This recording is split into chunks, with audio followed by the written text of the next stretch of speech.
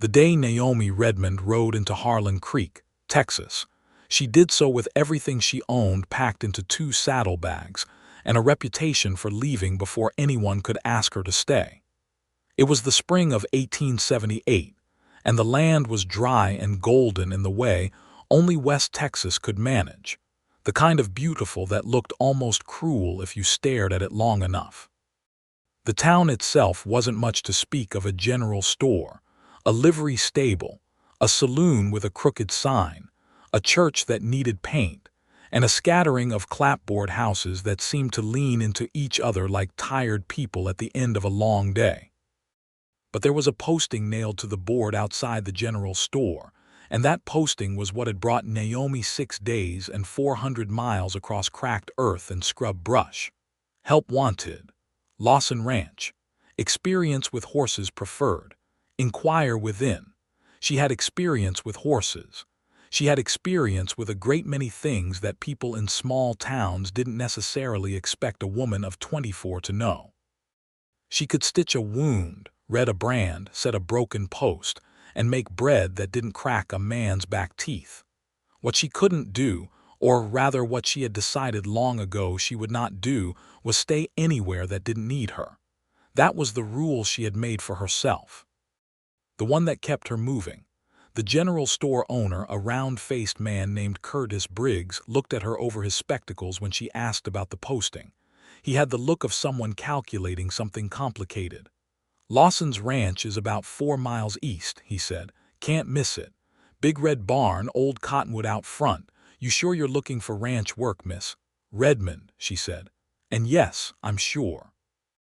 He gave her directions without further comment, though she felt his eyes follow her out the door in that particular way that told her he'd be talking about her before she cleared the end of the main street.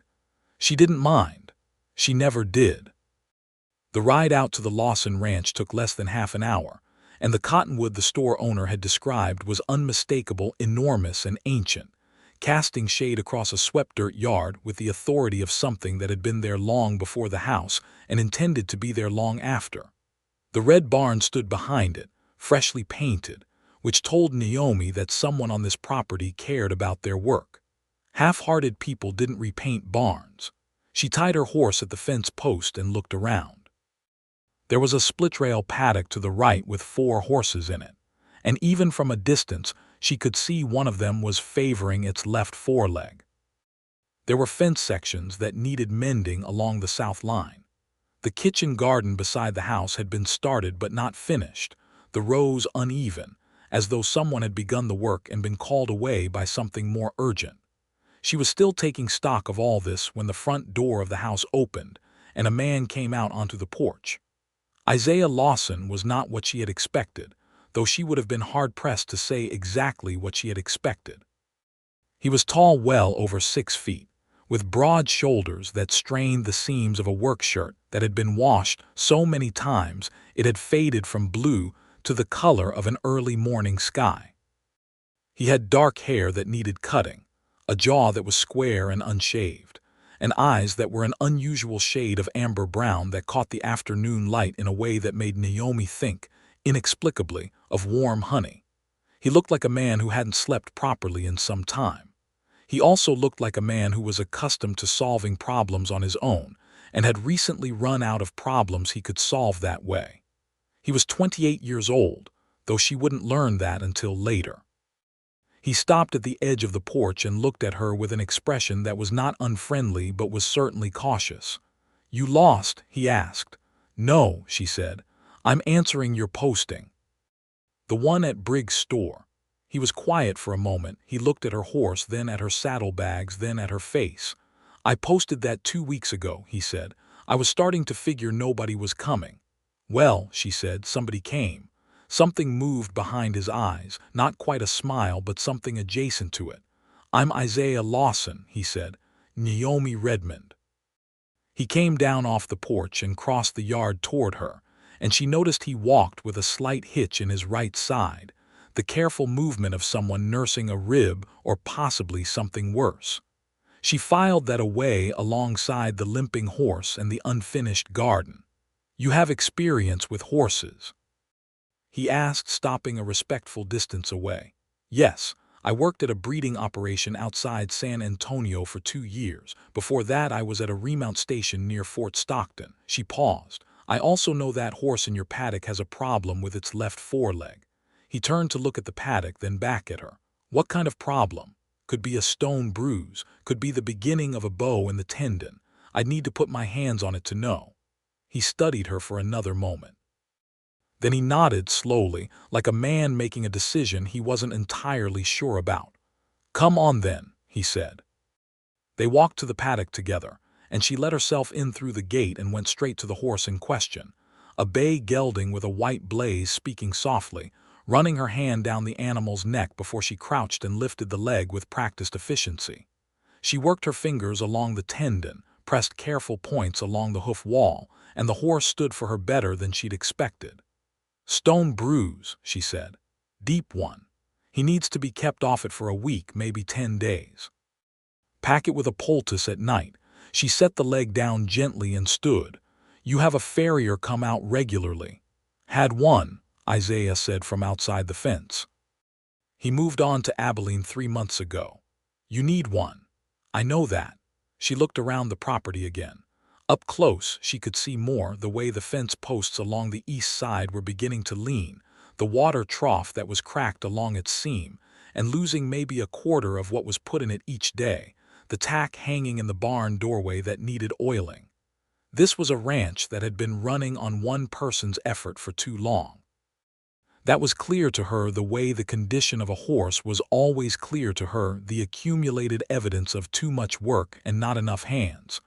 "What happened to your previous help?" she asked. "My foreman left last fall," he said. He said it without elaboration, which she respected. "My brother was helping until January. He got married and moved up to Amarillo." "And you've been running this alone since January?" "Yes." "How many head of cattle?" 230. She looked at him. "That's too much for one person." "I'm aware," he said, and there was something in his voice that was not quite irritation and not quite despair, something in between, the voice of a man who had been telling himself for months that he was managing just fine and was running low on the energy it took to keep telling himself that. She looked at the house, the barn, the garden, the paddock. She looked at the man standing outside the fence with his arms crossed and that careful hitch in his side. She thought about her rule. She thought about the 2 saddlebags and the road that was always available. "What does the posting pay?" she asked. He told her. It was fair, more than fair, actually, which told her he was serious. "I'll need a place to stay," she said. "There's a room at the back of the bunkhouse. It's clean. It has a door that locks." She nodded. "I'll want Sundays." "Done." "And I won't work with a man who doesn't listen when I tell him something about his animals." He held her gaze. "I'm listening right now," he said.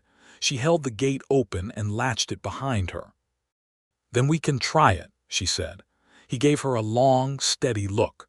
Then he put out his hand and she shook it, and the deal was made. She moved into the bunkhouse that evening and was up before dawn the next morning. The days that followed were full and purposeful in the way that Naomi liked her days to be. She rose early, worked the horses through the morning hours, assisted Isaiah with the cattle in the afternoons, and spent the evenings doing the smaller, steady work, mending tack, repairing what could be repaired, noting what could not. She found a rhythm quickly, the way she always did, fitting herself into the shape of a place like water finds the shape of whatever holds it. Isaiah Lawson, she discovered, was a different kind of employer than the one she had known before. Most men who hired her treated her one of 2 ways. Either they were dismissive, assuming she would need to be taught things she already knew, or they were overly accommodating in a manner that made her uncomfortable. Isaiah was neither. He watched her work for about 3 days, asked questions that were direct and practical, and then simply let her do her job. He did not talk down to her. He did not talk around her. When she made a recommendation, he listened, and if he disagreed, he said so plainly and with his reasons, and they talked it through like 2 people who were both trying to get to the right answer. It was, she realized, rather unusual. She learned things about him slowly, The way you learn the terrain of a new place gradually, piece by piece, until you start to recognize where the ground dips and where it holds firm. She learned that his parents had built this ranch in 1861, and that both of them had died in the decade following. His mother first from fever, his father from a stroke 2 winters back. She learned that the ranch was genuinely good land, properly watered by a creek that ran along its eastern boundary, and that Isaiah had a feel for the cattle that went beyond simple business. He knew individual animals the way some people know individual people, by character and habit and small particular signs. She learned that he was, beneath all his careful self-sufficiency, genuinely exhausted. Not just physically, though that was real enough. The hitch in his side turned out to be 2 cracked ribs from a fence post that had come down wrong 2 weeks before she arrived, something he had simply kept working through, because there was no one else to do the work.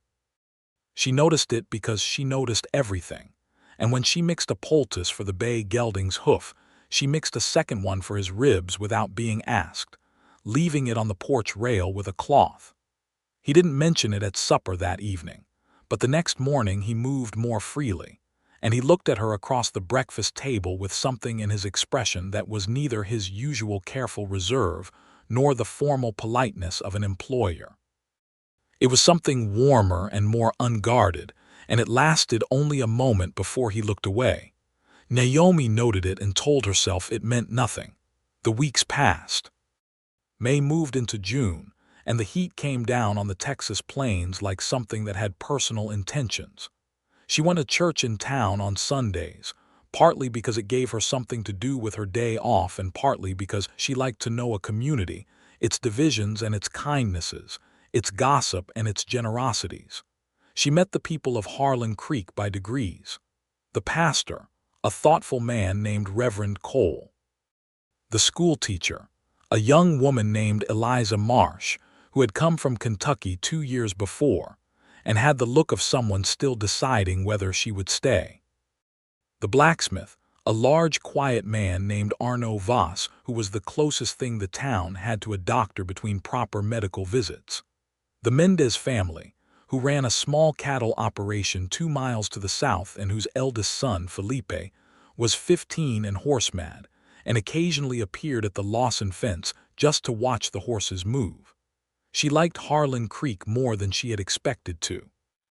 She always tried to reserve judgment about places. You could not know a place in a week, could not really know it in a month, and she had learned the hard way that the places she liked most at first sight were not always the ones that had room for her. But this place felt different in a way she couldn't quite articulate, or perhaps it was not the place. The first real conversation she had with Isaiah, a conversation that was not about ranch work or animals or practical logistics, happened on a Thursday evening in mid-June, when a thunderstorm rolled in from the northwest and kept them both inside. She was at the kitchen table with a harness she was mending, and he was working on his ranch ledger, and for a long time neither of them spoke. The rain hammered the roof, and the thunder rolled in long peals across the plain, and the kerosene lamp threw warm yellow light across both of them. Then he set down his pen. "Where were you before San Antonio?" he asked. She looked up. "New Mexico Territory," she said, "near Las Cruces, working a sheep operation." And before that, she was quiet for a moment. "Missouri," she said, "outside of Springfield, my family's farm." "What made you leave?" "My parents died," she said. She said it simply, the way you say something you have carried long enough that it no longer has sharp edges. "The farm went to my older brother. There wasn't a place for me there. So I went looking for a place where there was." He was quiet, listening, and she noticed that he did not offer the usual sympathetic phrases, didn't say he was sorry or offer platitudes about God's plan. He just listened, and the listening had a quality of genuine attention that was rarer than people realized. "I've been looking for 6 years," she added, and she wasn't entirely sure why she told him that. She didn't usually tell employers things like that. He looked at his ledger, then at the rain sheeting down the window. "You're good at moving on," he said. It was not a criticism. It was simply an observation. "I'm good at knowing when I'm needed somewhere and when I'm not," she said. When it's time to go, I go. He looked at her then. How do you know when it's time? She considered this. When the work is done, she said. When whoever I'm working for doesn't need me anymore. When I start to feel like I'm just filling space instead of actually being useful. She turned back to the harness. I don't stay where I'm not needed. Something happened in the room after she said that. Not dramatic, nothing like thunder. Just a small shift in the quality of the silence, the way a room changes when something important has been said out loud. Isaiah picked up his pen again, but he didn't write anything for a while. July arrived with its full weight and its particular demands. The cattle needed moving to better grazing, which meant 3 days of hard work on horseback across terrain that baked in the midday sun and turned cool and beautiful at dusk. Naomi worked alongside Isaiah through all of it, and they developed the kind of wordless communication that comes from working close to another person, an awareness of where the other one was at any given moment, an instinct for what they were about to do, the ability to divide a task between two people without needing to discuss it. On the second evening of the drive, they camped by the creek, and she made coffee over a small fire, and they sat on opposite sides of it and watched the stars come out over the flat, dark land. There were nights in West Texas that were among the most beautiful things Naomi had seen in her years of traveling, and this was one of them, the sky absolutely full, the Milky Way laid across it like spilled cream, the air finally cool and carrying the smell of water and grass. You ever think about settling somewhere? Isaiah asked. He was looking at the fire, not at her. Sometimes, she said. What would that look like if you did? She thought about it honestly. Something like this, she said. Good horses. Good land, work that matters, she paused. People worth staying for. He looked up at that, and for a moment the firelight was on his face and she could see something in him that he usually kept very carefully arranged, something open and wanting and uncertain. Then he looked back at the fire. I expect you'll find it someday, he said. I expect I might, she said quietly. On the third day of the drive, they were working a section of the herd across a shallow crossing of the creek when a steer broke away. A large, ornery animal that had been causing trouble since the first morning, and took off at a run toward a dense section of mesquite. Isaiah went after it without hesitation, pushing his horse hard, and Naomi circled wide to try to cut off the angle, and for a few minutes everything was focused and urgent and purely practical. But then she saw that the mesquite gave way to a steep bank above a dry arroyo, and Isaiah's horse, running fast on terrain it hadn't crossed before, caught a hidden root and stumbled. She saw him go down. Her heart lurched in a way that surprised her, sharp and immediate, more fear in it than seemed proportionate to the moment. She pushed her horse forward and was down off it almost before it had stopped, crouching beside him where he had rolled clear of the horse, which had recovered and was standing a few feet away looking chastened. Isaiah. She put her hand on his shoulder. He grunted. His hat was off and there was dust on his face. He sat up slowly, blinking, and she ran her hands over his arms and checked the side of his head where it had connected with the ground. I'm all right, he said, but his voice was slightly unsteady. You hit your head. I hit my hat first. Your hat is not made of iron, she said. Her voice was sharp with the residual fear, and she took a breath and steadied herself. Tell me your name and what year it is. He looked at her. Isaiah Lawson. It is 1878 and I am fine, Naomi. She sat back on her heels and looked at him carefully, pupils even, color coming back. He was telling the truth. He was shaken but not badly hurt. You could have gone over that bank, she said, but I didn't. Because your horse saved you by falling sideways instead of forward. I'm aware. He reached up and touched the side of his head, and she caught his wrist without thinking, moving his hand aside and running her fingers through his hair to check the scalp. Her fingers found a tender spot and he inhaled sharply. Lump, she said. A good one. You'll have a headache tonight. He was very still. She realized suddenly how close she was to him. She had crouched down beside him without any particular thought to proximity, focused entirely on the practical assessment of injury, and now she was aware of the warmth of him, the steadiness of his breathing, the way he was looking at her with those amber-brown eyes from a distance of about 12 inches. She pulled her hand back. "The steer," she said, standing. "Gone into the mesquite," he said. "We'll lose him. Better the steer than you." She offered him her hand to help him up, and after a moment he took it. He stood, and he was close, and he looked down at her with an expression she couldn't entirely read. "Thank you," he said. It came out different from the polite thank yous she had received from employers before. It came out like something that meant more than the words. "Don't thank me," she said. "Just be more careful." That night by the fire he was quieter than usual, and she caught him looking at her more than once when he thought she wasn't paying attention. She was always paying attention. She had learned to be. The summer deepened, and the work continued, and Naomi began to understand something she had not anticipated when she rode into Harlan Creek. She had spent 6 years being useful to places and people, and then leaving when the need passed, and she had made a quiet peace with that pattern. She had believed, with a conviction that felt like simple practicality, that it was enough.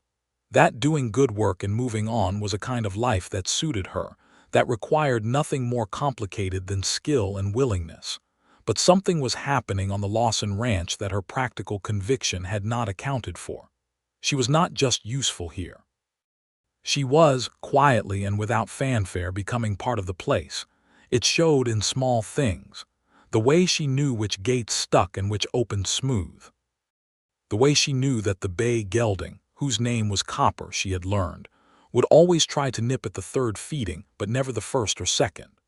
The way she knew that Isaiah took his coffee black in the morning, but with a spoonful of molasses in the evening, and that he read by the lamp until late on nights when something was troubling him, and that he had a habit of running one hand along the top rail of any fence he passed, checking its stability with an absent, automatic care. She knew these things the way she knew the feel of a horse's muscle under her hand, through close and sustained attention, through the daily accumulation of presence. And he knew things about her too. She realized it gradually. He knew she didn't like to be watched while she was working something out, and he had stopped hovering the way he had in the first days. He knew she was good at the horses but needed someone else to handle the branding iron because something about the smell of it made her stomach turn. She hadn't told him this, but one afternoon during branding he had simply stepped in and taken over without comment.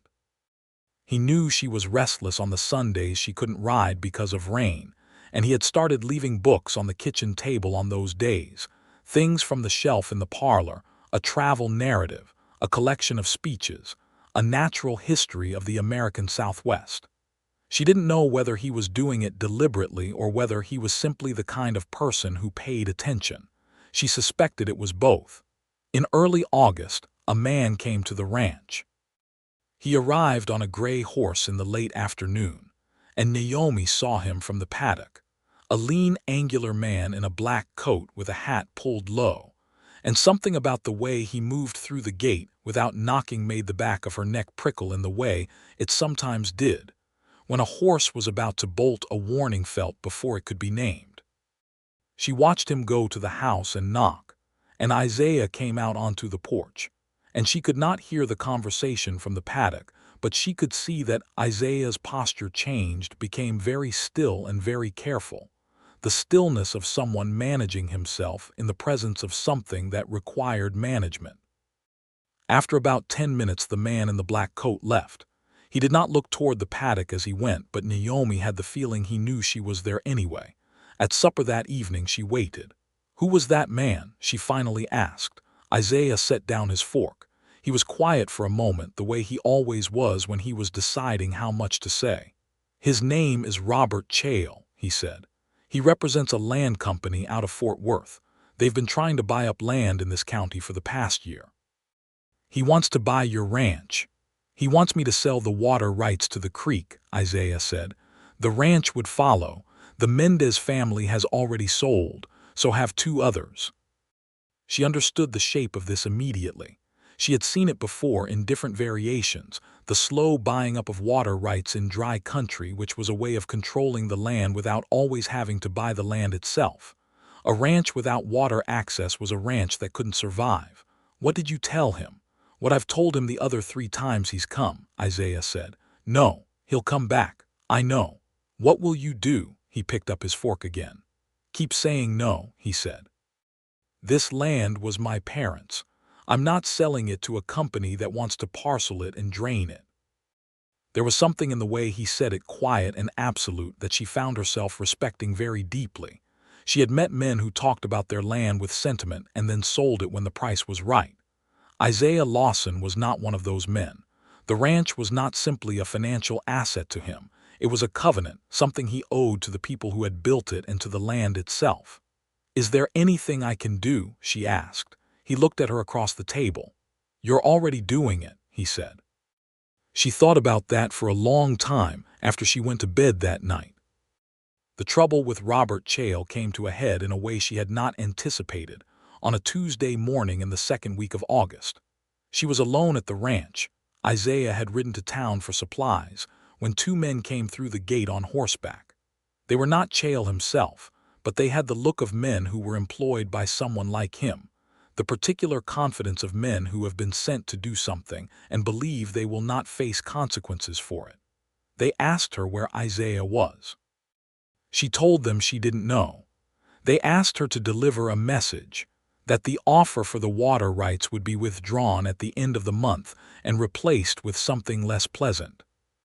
She wrote nothing down and nodded and watched them go, and then she saddled her horse and rode to town.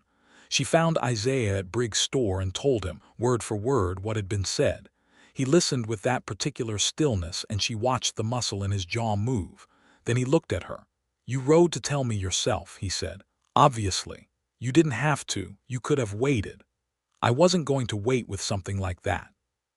He held her gaze for a moment, and there was something in his expression that had the quality of a man seeing something clearly for perhaps the first time. All right, he said quietly. Let's think about this. They stood outside Briggs' store in the bright August morning and talked it through. What Chale's men had done, delivering veiled threats to a ranch in the owner's absence, was not without legal consequence if it could be substantiated.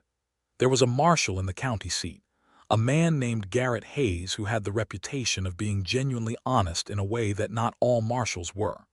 Isaiah knew him slightly. They agreed he should ride to see Hayes, and Naomi agreed to manage the ranch while he was gone. He was back in 3 days, with the marshal's assurance that any further intimidation would be treated as a legal matter. Robert Chale made one more visit to the ranch shortly after, and this time Isaiah met him at the gate and they spoke for less than 5 minutes, and Chale rode away without dismounting, which told Naomi everything she needed to know about the outcome of the conversation. He did not come back after that. That evening, when the tension that had been sitting over the ranch for days finally lifted, Isaiah found Naomi at the paddock fence watching the horses move in the evening light. He came and stood beside her, and they were both quiet for a time. Thank you, he said, for riding to town, for thinking clearly. You would have done the same, maybe. But I wasn't there and you were, and you handled it. He paused. I keep saying thank you to you and you keep deflecting. She turned to look at him. He was looking at the horses, his forearms resting on the top rail of the fence, and the low sun was on the side of his face. She thought, not for the first time, that he was a genuinely good-looking man, not in the easy, obvious way that some men were good-looking, but in the way that came from character and presence, the kind of face that got more interesting the more you looked at it. You don't have to thank me for doing my job, she said. That wasn't your job, he said. He turned to look at her then. None of the things you've done that have mattered most to me have been your job, the poultice for my ribs, riding to town, the way you've cared for this place. He stopped, as though he had said more than he meant to, and looked back at the horses. She was quiet. I just want you to know that I see it, he said finally. That's all. She looked out at the horses too, because looking at him while he said things like that was difficult in a way she had not prepared herself for. Copper was moving in slow circles at the far end of the paddock, his coat catching the last of the day's light. "I see you too," she said. It came out more quietly than she intended. He didn't say anything else. But when she finally turned to go back toward the bunkhouse, she felt him watching her, and the feeling of being watched by him was entirely different from the feeling of being watched by Curtis Briggs or the men in town. It did not make her want to move faster. It made her want to stop walking altogether. She didn't stop, but she was aware of how much she wanted to. September brought cooler air and the particular quality of light that came with the turning of the season, longer shadows, a gold in the grasses that was different from the scorched gold of summer, a clarity in the sky that made distances look very clean and very true. Naomi had been at the Lawson ranch for 4 months, and she was aware, in the careful private way she noted such things, that she had stayed longer here than she had stayed anywhere since Missouri. She was also aware that she had started doing something she never did. She had started imagining the future in a specific place. She would be mending fence or working a young horse in the round pen, and she would find her thoughts wandering forward. Next spring, when the grass comes back, the young stock would be ready for this or that, the east fence line would need replacing. It might be worth talking to Isaiah about adding another paddock. These were not abstract thoughts.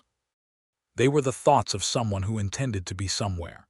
She didn't know what to do with them. The problem, as she understood it, was this. She had a rule, and the rule was that she did not stay where she was not needed. She had built her life on the practical clarity of that rule. It had protected her from misreading situations, from overstaying, from the particular pain that came from wanting a place to be yours and discovering too late that it wasn't. The rule had kept her safe. But she was beginning to understand that it could also be kept as a kind of armor, that you could use practicality to avoid the question of whether you were wanted somewhere, rather than simply needed. Because being needed was measurable, there was work to be done, and either you could do it or you couldn't. Being wanted was something else, something she had less experience assessing. On a Saturday afternoon in the middle of September, she was in the barn oiling saddles when Felipe Mendez appeared in the doorway, as he sometimes did, drawn by the horses with the reliable gravity of the horse-mad. He was 15, serious, with his father's dark eyes and his mother's quick smile. She had grown fond of him over the summer, and she had been teaching him, on the quiet, things about horses that he could not learn from watching through a fence. "Miss Redmond," he said, "is it true you might be leaving at the end of the season?" She paused in her work. "Where did you hear that?" He shrugged in the elaborate way of 15-year-olds. "Curtis Briggs said he heard Mr. Lawson was going to advertise again in the fall for a regular hand." She set down the oilcloth. She hadn't known this. She hadn't asked. "I expect Mr. Lawson knows what help he needs," she said carefully. Felipe looked at her with the unnerving directness of someone who had not yet learned to be tactful about what he observed. "He's happier with you here," he said. "Anybody can see it." She had no answer for that. After he left, she sat with the half-oiled saddle in her lap and thought about what it would mean to ask Isaiah directly whether he intended to keep her on past the season. She had never done that before. At every other place, she had waited until it became clear whether she was needed, and when the answer was no, she had packed her bags and moved on with equanimity. She had never asked. She had never wanted to ask. She wanted to ask now, which meant something. At dinner that evening, she waited until the meal was nearly done, and then she said, without preamble, "I heard you might be advertising for a regular hand in the fall." Isaiah looked up from his plate. He was very still for a moment. "Where did you hear that?" "Does it matter?" He set his fork down. He was looking at her in that careful way he had, reading her the way she read horses. She had come to understand, watching for the thing beneath the surface. "No," he said. "I did go to Briggs about 2 months ago and ask him to keep an ear out." "Why?" He was quiet. "Isaiah," she said. "Why?" He ran a hand over his jaw. He was looking at the table, not at her. "Because I thought," he said slowly, "that you would leave.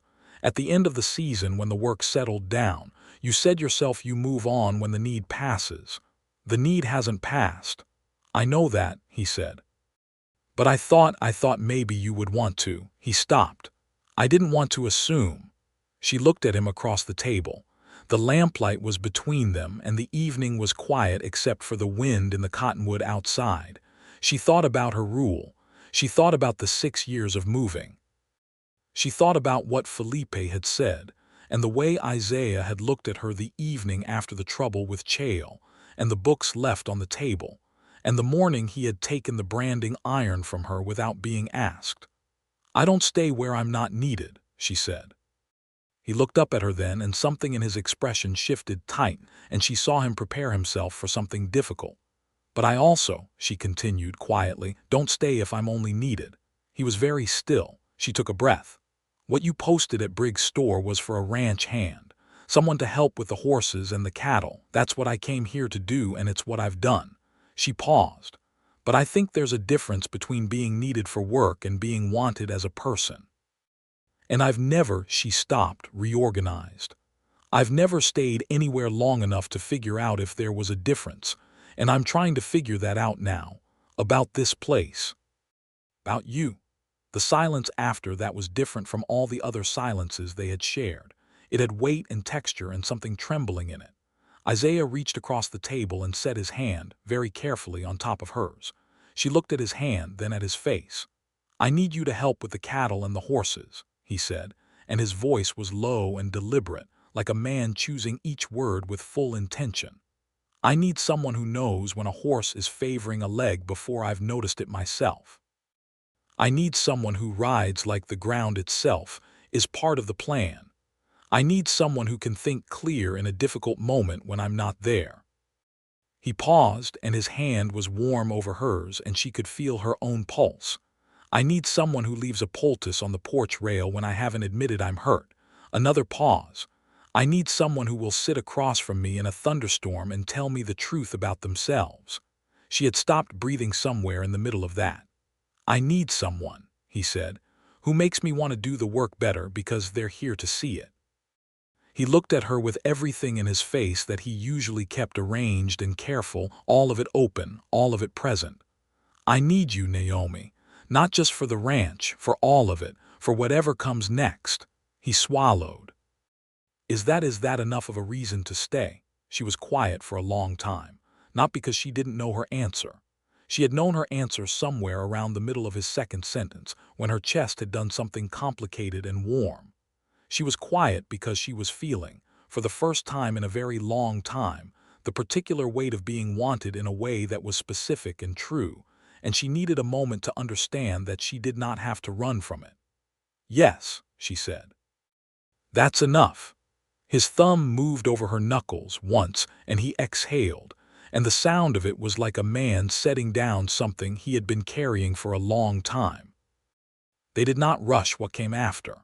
They were both careful people in their particular ways, and they moved toward each other with the gradual, deliberate certainty of two people who had spent months learning each other's specific gravity. But the following weeks had a different quality to them. There was something easier in the air between them, something that had been held carefully now allowed to simply be. He rode with her in the evenings sometimes, just to ride, nothing that needed doing. She sat beside him at the kitchen table when he did his ledgers, not helping, just present. He found reasons to be in whatever room she was in. She found herself looking for him when she was outside, and he was inside, looking for the shape of him in the frame of a doorway or a window. In October, he asked if he could take her to supper at the hotel in Harlan Creek, which was the closest thing the town had to a formal occasion, and she said yes. And she wore the one good dress she carried in her saddlebags, dark green wool with ivory buttons, a dress she had bought in San Antonio 2 years ago with money she had saved, and that she had been carrying with her ever since without being entirely sure why. He was waiting for her at the gate when she came out of the bunkhouse, and he was wearing a clean white shirt and his best coat, and he had made an effort with his hair, and when he saw her he went very still in the way he sometimes did when something struck him. "You look beautiful," he said, and it did not sound like a pleasantry. It sounded like a fact he had just noticed for the first time. She felt the warmth of it all the way through. They ate at the hotel and they talked for 3 hours, and it was the kind of talking that happens between people who have been paying close attention to each other for months, and now have permission to say out loud all the things they have been carefully noting. He told her about his parents in detail, his mother's garden, his father's particular philosophy about land and stewardship, the way the ranch had been built on a belief that the land would provide if you cared for it honestly. She told him about Missouri in detail, the specific quality of spring there, the farm she had grown up on, the feeling of leaving it, and the way that feeling had never entirely resolved. "Do you miss it?" he asked. "Missouri," she thought about it honestly, which she always tried to do. "I miss the person I was there," she said, "before things changed, but I don't miss the place. It stopped being mine when my parents died." She looked at the candle between them. "I've been looking for a place to be mine again, a real one, not just a place where there's work." He was looking at her. "And have you found one?" She met his eyes. "I think so," she said. He smiled then, a full, real smile that changed his whole face, that she realized she had been waiting to see for months, and she smiled back. And the candle was between them, and the dining room of the hotel was around them, and Harlan Creek was outside the windows, and she felt, quietly and completely, that she had arrived somewhere. He walked her home under a sky absolutely full of stars.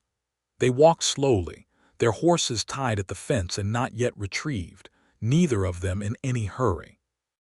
At the gate of the ranch he stopped, and she stopped beside him, and they stood looking at the cottonwood, which was silver in the moonlight, enormous and absolutely still.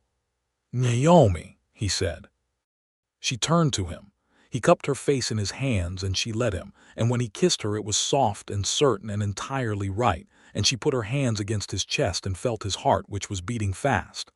"I have been wanting to do that," he said, against her forehead, "since July." "July," she said. "What happened in July?" "You caught me when I fell off my horse and put your hand in my hair," he said, "and looked at me like you were frightened for me. And I thought I was in significant trouble." She laughed, a real laugh, surprised out of her, and he pulled her in and held her, and the cottonwood moved above them in a small wind, and the night was very large and very beautiful around them. Winter came early that year to West Texas, the first cold snap arriving in November with a sharpness that surprised everyone. Naomi moved through the shorter days and the cold mornings with the settled happiness of someone who has finally stopped waiting for something, who has arrived at the thing she was waiting for and found it better than anticipated.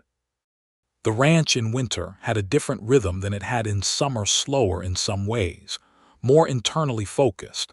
The daily rounds contracted to the near and immediate.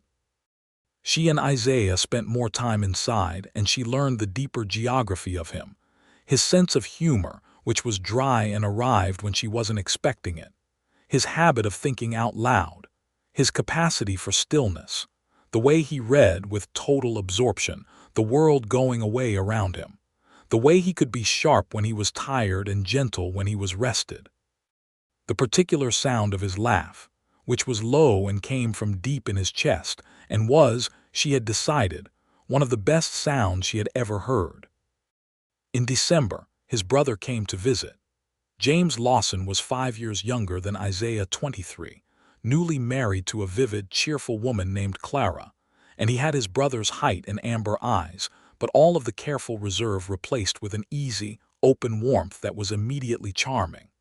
He arrived with Clara on a Thursday morning and shook Naomi's hand and looked between her and Isaiah with a quick, bright intelligence and said absolutely nothing about what he was clearly observing. Clara, however, had no such restraint. "You should see the way he looked at you when you went to see to the horses," she whispered to Naomi that evening while they were in the kitchen and the men were outside. "Like you hung the stars." "You're imagining things," Naomi said. Clara laughed. "I have never imagined anything in my life," she said, and Naomi liked her immediately and completely. They stayed for 5 days, and the house was full and warm in a way it presumably had not been since Isaiah had been running it alone.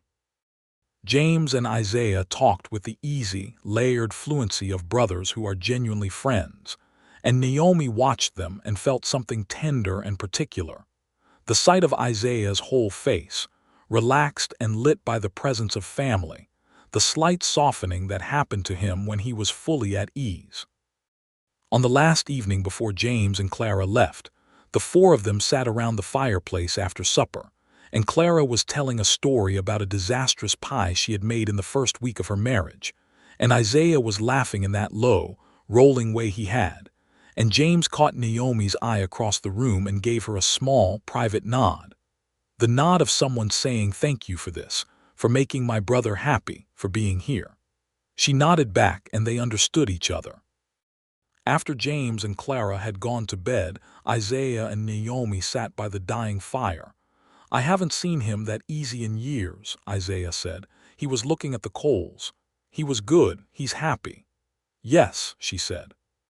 I'm happy, he said. He said it quietly, almost to himself, like a thing he was verifying. She reached over and took his hand, and he turned his palm up and held hers. So am I, she said. January was cold and still and had a long blue quality to its light that Naomi found unexpectedly lovely. She had never wintered in West Texas before, and she had expected the flatness of it to feel monotonous, but instead it felt clean. The land stripped down to its essential elements, the sky enormous and pale, the distant mountains faint suggestions on the horizon. She and Isaiah settled into the winter routines easily, and she began to feel the truth of what she had said back in October, that she had found a place to be hers again, not as a hopeful future thing, but as a simple present fact.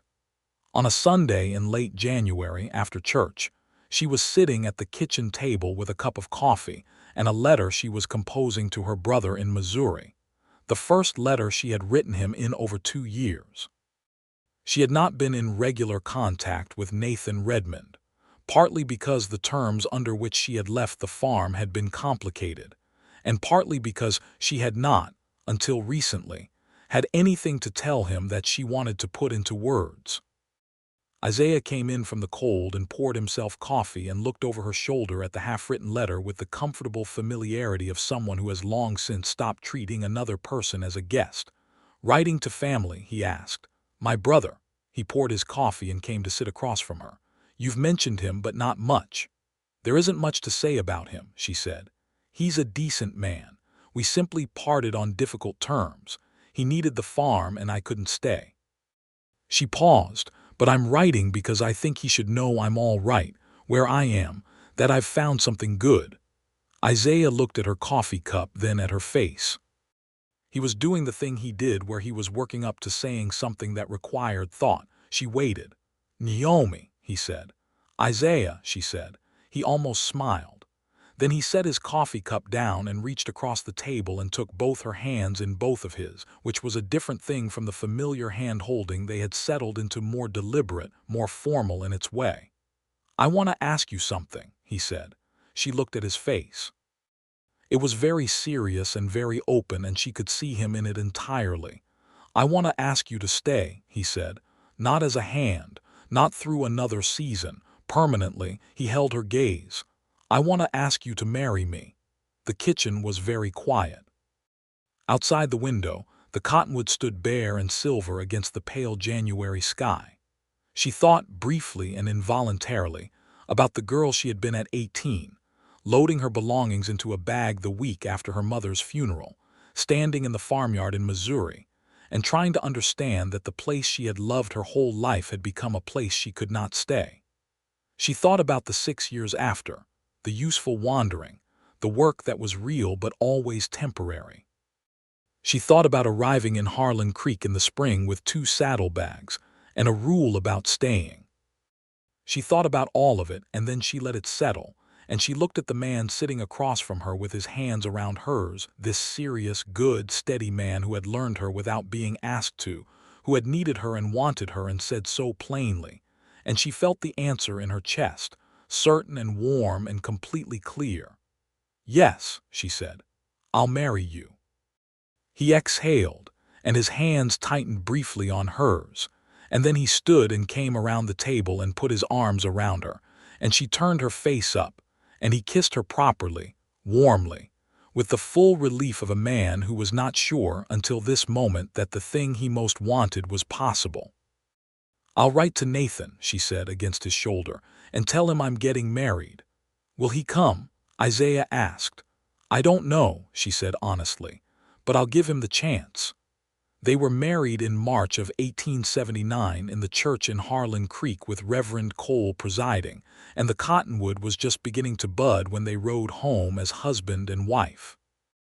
James and Clara had come down from Amarillo for it, James looking so pleased with himself that you would have thought he had arranged the whole thing, and Clara had brought flowers preserved from her own garden and pressed them into Naomi's hands at the church door. Curtis Briggs and his wife were there. Eliza Marsh the schoolteacher, Arno Voss the blacksmith, Felipe Mendez with his parents, Felipe dressed in his Sunday best and grinning enormously, and Nathan Redmond had come. He had ridden 4 days from Missouri, arriving 2 days before the wedding, thinner than she remembered and older looking, and they had stood in the yard of the ranch looking at each other for a moment before she went to him, and he put his arms around her and held on. "I'm sorry," he had said, into her hair, "for how things were when you left. I was scared and it made me selfish." "I know," she had said. "I forgave you a long time ago. I was just waiting until I had something to tell you." Nathan stayed a week after the wedding, and she watched him and Isaiah find each other carefully at first, then with increasing ease, 2 quiet men who had each made peace with difficult things and could recognize that in the other. Nathan rode the property with Isaiah and looked at the cattle and the horses, and by the end of the week, he was helping with the fence work and talking about whether it might be possible to visit again in the summer. When he left, he held Naomi's face in his hands and looked at her. "You're happy here," he said. "Yes," she said. "Then this is where you should be," he said, and he kissed her forehead and rode north, and she watched him go until he was out of sight. Isaiah came and stood beside her, and she leaned into him, and he put his arm around her. "Good man," he said. "Yes," she said. "He always was. We just needed some time." The first year of their marriage was full and real in all the ways that matter. The ranch prospered in the way that ranches prosper when there are 2 people who are both genuinely invested in making it work. Not just the labor, which doubled, but the thinking, which improved when 2 minds turned to the same problems. Isaiah's instinct for the cattle combined with Naomi's instinct for the horses made them a formidable operation, and by the summer of 1879, they had expanded the herd and added 2 more horses to the breeding stock, and the paddock that Naomi had thought about adding the previous fall was built and in use by April. They were good at being married in the way that people are good at it when they have chosen each other with full knowledge, when there are no significant surprises because you have already spent enough time watching closely. They had their arguments, because all real people do. Isaiah had a stubborn streak that could be useful and difficult in equal measure, and Naomi had a habit of silence when she was hurt that required him to pay careful attention to the temperature of her quiet. But they had the tools for it. They could find their way back to each other because they had taken the time to really know where each other was. In the evenings, they sat on the porch and watched the sky do what the sky in West Texas did, enormous and theatrical, every sunset a different production. She would lean against him and he would have his arm around her, and they would be quiet together. And the quiet was the comfortable kind. The kind that means 2 people have nothing they need to perform for each other and can simply be. Felipe Mendez, at 16, was spending 3 days a week at the ranch learning horses in earnest now, with Naomi teaching him with a systematic patience that surprised her when she stopped to notice it. She had not known she liked teaching, but apparently she did, at least when the student was genuinely eager. He had a real gift, she told Isaiah, and Isaiah agreed, and by the following year they were paying Felipe a modest wage and he was saving it with the stated intention of breeding horses himself someday. "He reminds me of you," Isaiah told her one evening. "Of me? The way he pays attention," he said. "The way he sees what's needed and does it without waiting to be asked. He looked at her sideways. "That's how I knew about you, within the first week." "Knew what?" "That you were exceptional." She had no response to that. He smiled at his coffee, pleased with himself, and she shook her head, but she was smiling too. In August of 1879, she realized she was expecting a child. She told Isaiah on a Sunday morning with simple directness, the way she told him most things, sitting at the kitchen table, hands around her coffee cup, waiting for his face. His face did everything she had hoped it would. He went very still for just a moment, and then something moved across his expression that she could only describe as a kind of illumination, a light coming on, deep and warm, spreading from the inside out. He stood up and came around the table and pulled her to her feet and held her with his face pressed into her hair and didn't say anything at all for a full minute. "Are you all right?" he finally asked, voice rougher than usual. "Are you well?" "I'm perfectly well," she said. "Just certain about it now." He pulled back and looked at her face, his hands on her shoulders, and she had never seen him look quite like that before, completely unguarded, everything in him present and open. "We're going to have a child," he said, testing the words. "Yes," she said. "We are." He kissed her once, twice, 3 times, and she laughed, and he laughed too, and the morning was gold through the kitchen window, and the cottonwood was moving gently outside. He wrote to James that same day. She wrote to Nathan. The pregnancy was healthy and relatively easy, and Naomi continued working through most of it with the practical adjustments that were sensible, and the stubborn refusal to stop doing things. She was perfectly capable of doing that occasionally exasperated Isaiah, though he had learned better than to argue with her about it, and had developed instead a talent for being casually nearby, whenever she was doing something that required a certain amount of physical effort. She appreciated this more than she said, though she said it sometimes.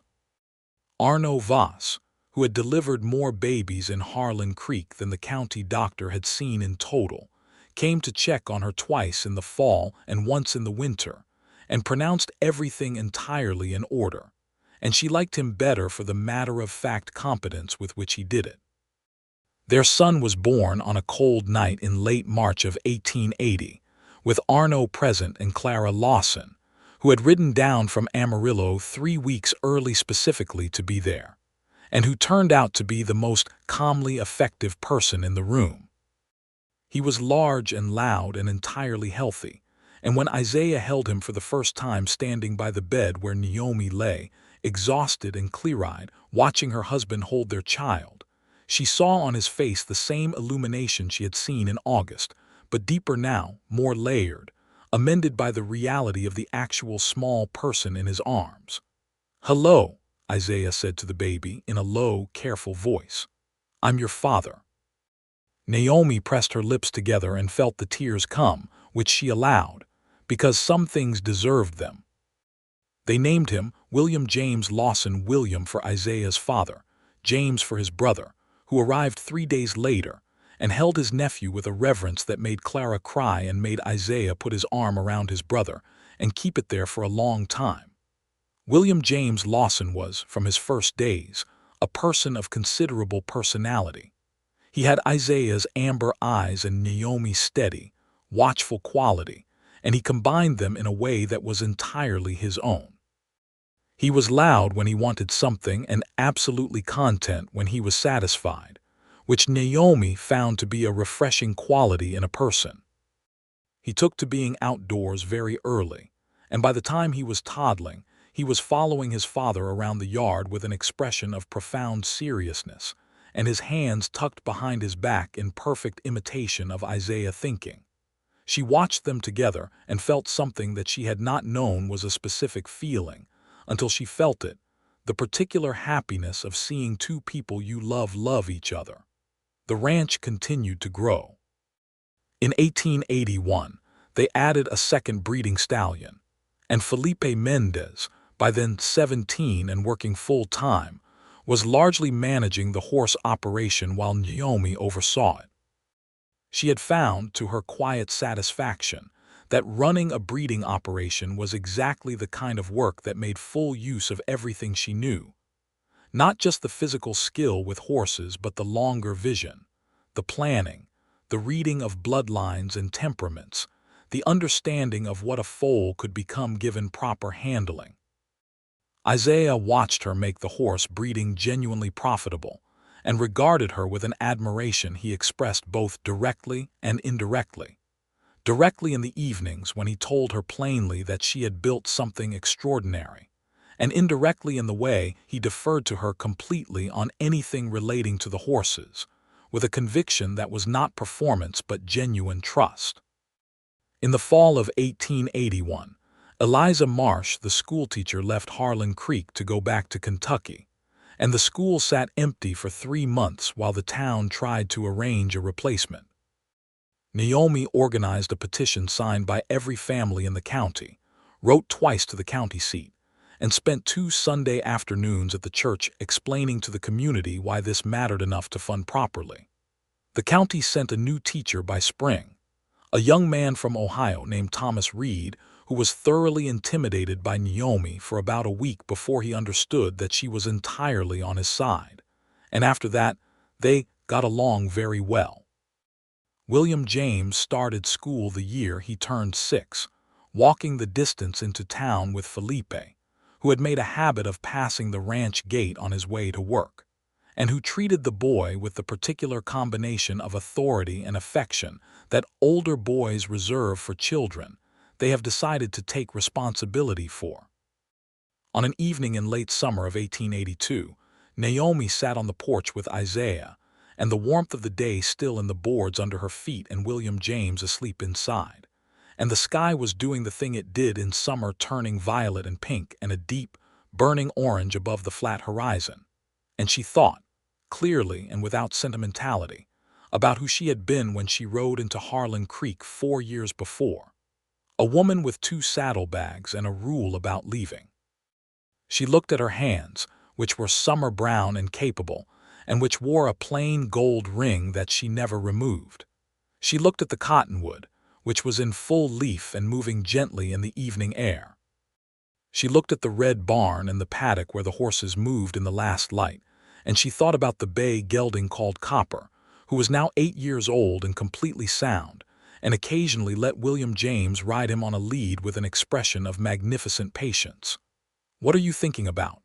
Isaiah asked. He was beside her, one ankle crossed over his knee, a cup of coffee going cold in his hand. He had the deep, quiet ease of a man who is entirely where he wants to be. "The first day I came here," she said. "What about it?" "I was looking at the ranch when I rode up," she said, "before you came out of the house. I was looking at everything that needed doing, and I was thinking, this is a place that needs someone." She paused. "I just didn't know it would end up being me, permanently." He turned his head to look at her. "Are you glad it did?" She looked at him. This man she had chosen and been chosen by.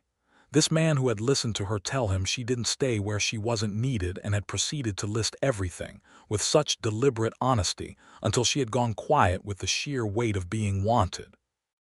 This man who had made a home of a place she had ridden into with no intention of staying, and made a life with her in it that was full and real and thoroughly, undeniably hers. "Yes," she said, "I'm very glad." He reached over and took her hand, and she laced her fingers through his, and they sat together while the sky finished its business, and the stars began to show up in 1s and 2s above the dark edge of the plain. In the spring of 1883, Naomi discovered she was expecting again. She told Isaiah in the same way as before, Sunday morning, coffee cup, watching his face, and his face did the same wonderful thing it had done the first time, the illumination, the wonder, and she thought she would never tire of seeing it. Their second child was a girl, born in November of 1883 with a full head of dark hair and an immediate and imperious sense of her own importance.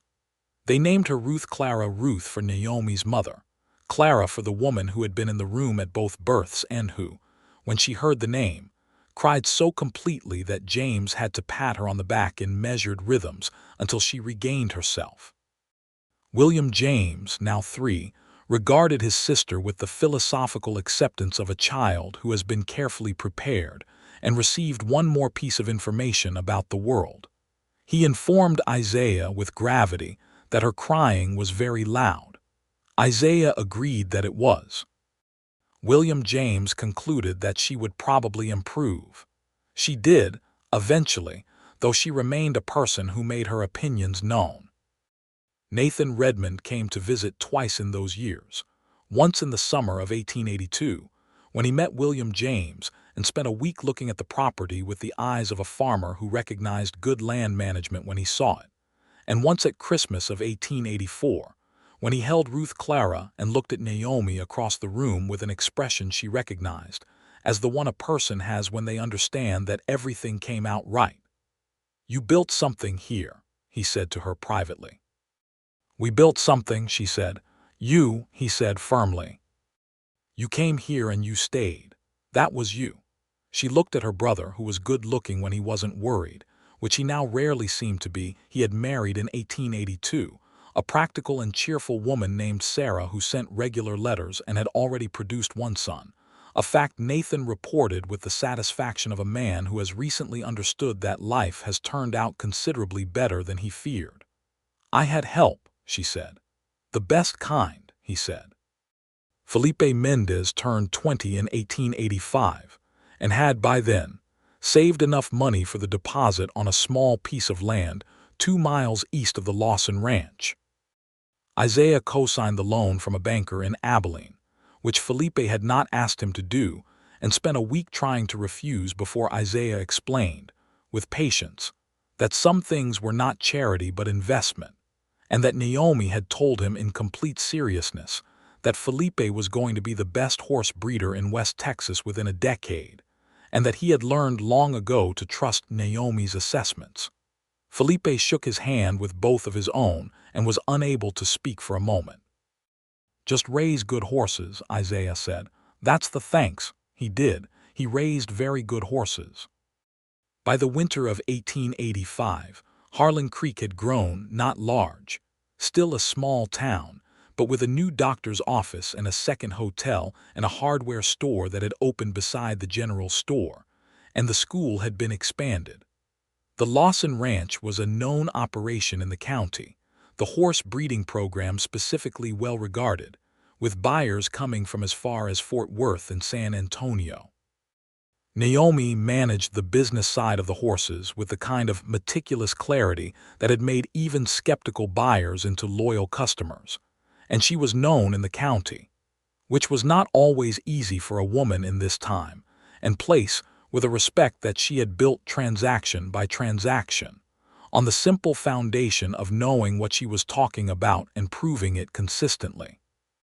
There were people who had complicated feelings about a woman running a breeding operation, and she had learned to navigate that reality with the same practical intelligence she brought to everything. She did not pretend the complications weren't there, but she did not let them stop her either. She made allies where she could find them, and she proved herself where she had to, and she kept Isaiah informed of what she encountered, and he stood beside her in all of it with a consistency that meant everything. He told her once, in the fall of 1885, that the only thing that bothered him about any of it was that she had to work twice as hard to get the same standing that he got automatically, and that this was unjust in a way that he could acknowledge but not entirely fix. "I know," she said. "It is unjust. It makes me angry," he said. "It makes me angry too," she said. "But I'd rather be angry and working than angry and stopped." She paused. "We fix what we can fix. The rest is what we show William and Ruth, how to be when things aren't fair." He looked at her. "You amaze me," he said. He said it quietly and completely, the way he said the things that most meant it. "Don't be amazed," she said. "Just keep being beside me." "Always," he said. Ruth Clara Lawson, at 2 years old, was already an unmistakable personality, determined, loud, intensely curious about horses, and, inexplicably, wildly devoted to the old cat that had appeared on the porch one winter and been adopted despite Isaiah's stated policy about barn cats living in the barn. William James, at 5, was thoughtful and deliberate, and had a particular gift for sitting very still near horses until they forgot to be nervous around him, which Naomi recognized with a deep, private joy as a quality she had tried for years to cultivate in herself, and which her son seemed to have arrived with naturally. On the morning of Christmas Day, 1885, the family was together. James and Clara had come down from Amarillo with their 2 children, a boy of 4 named Thomas and a girl of 2 named Adeline. Nathan had come from Missouri with Sarah and their son, young Michael, now 3. Felipe Mendez was there with his parents, who had become close friends over the years. The ranch house, which had seemed more than adequate for 2 people, was enthusiastically full. The kitchen was producing extraordinary amounts of food under Clara's dedicated management, and Isaiah had made a fire in the parlor that heated the whole front of the house, and the children, all 5 of them, William James, the eldest at 5, taking his responsibilities very seriously, were causing magnificent chaos in the yard under the cottonwood. Naomi stood at the parlor window and watched them. She watched William James help little Adeline retrieve a ball that had rolled into the fence post. She watched Ruth Clara explain something to Thomas with the utter conviction of a 2-year-old who is entirely certain about everything. She watched Felipe's mother and her own brother Nathan standing at the fence together, talking in the easy way of people who have discovered a shared understanding. Isaiah came to stand behind her. He put his hands on her shoulders and looked out the window over her head. "A full house," he said. "Yes," she said. "Is this what you imagined?" he asked. "When you were riding toward places, looking for where you were needed." She thought about the young woman she had been, moving through a wide country with 2 saddlebags and a rule that was meant to protect her. She thought about all the places she had been useful. She thought about riding up the road to this ranch for the first time, taking stock of what needed doing, measuring her usefulness against a place she had not yet understood. "No," she said honestly. "I couldn't have imagined this." She paused. "I was thinking about being needed. I didn't know yet how to think about being home." He turned her gently to face him, and she looked up at his face, older now than the face she had first seen on a porch in the spring of 1878, with the marks of weather and years in it, and her favorite face in the world. "You are home," he said. "This is yours." "Ours," she said. "Ours," he agreed and kissed her, and out through the window the children went on being wonderful, and the cottonwood stood over all of it the way it always had, patient and enormous and permanent, rooted in the Texas soil as if it had never considered being anywhere else. There were more seasons after that, more calving springs and dry summers and clear, cold winters. More lessons given to Felipe, who did indeed become exactly what Naomi had said he would become. More letters from Nathan, more visits from James and Clara, who eventually moved to the county seat to be closer, which pleased everyone. More Sunday mornings in the church in Harlan Creek, which had been painted and expanded and now had a proper bell. More evenings on the porch with the sky doing everything it was capable of and 2 people beside each other not needing to say anything about it. William James Lawson, at 9 years old, could identify any horse on the property by temperament and name, and could explain with remarkable clarity why a particular bloodline decision his mother had made 3 years ago was producing the results it was now producing. He had his father's steady disposition and his mother's powers of observation, and the combination was, as Isaiah noted privately to Naomi, slightly alarming in a person that young. "He's going to be extraordinary," she said. "He already is," Isaiah said. Ruth Clara, at 6, had appointed herself the manager of all small and helpless things, cats, baby chicks, the runt of any litter, the youngest children in the schoolyard. She had her mother's directness and her father's warmth and an additional quality that seemed entirely her own, which was a kind of absolute moral certainty about what was right that made her both exhausting and magnificent. "She's going to change things," Naomi said. "Whatever things need changing when she's grown." "I know," Isaiah said, with equal parts pride and mild apprehension. Naomi Redmond had ridden into Harlan Creek, Texas, on a spring morning in 1878, with everything she owned in 2 saddlebags, and a certainty that she would leave again as soon as the need passed. She had been wrong about the leaving, and right about the need, only the need had turned out to be larger and more permanent than she had calculated. The need had turned out to be the kind that built a life, the kind that became a home, the kind that made roots out of a woman who had believed she was not the rooting kind. She was the rooting kind, as it turned out. She had simply needed the right place and the right person and the willingness to go quiet, for once, and listen to what was being offered to her. Isaiah Lawson had listed everything he needed. In the quiet of that kitchen in September of 1878 had said it plainly, the way he said everything that most mattered with the full weight of his honest wanting, and she had heard in it not just the need, which she had been prepared for, but the want, which she had not known she was waiting for. And the quiet that came after was not the quiet of having nothing to say. It was the quiet of a woman arriving at herself. The quiet of understanding, finally, that this was the place. She had stayed. This was where she stayed. The cottonwood outside the ranch house in Harlan Creek, Texas, was still there in the late 1880s, larger every year, rooted past counting in the dry West Texas ground.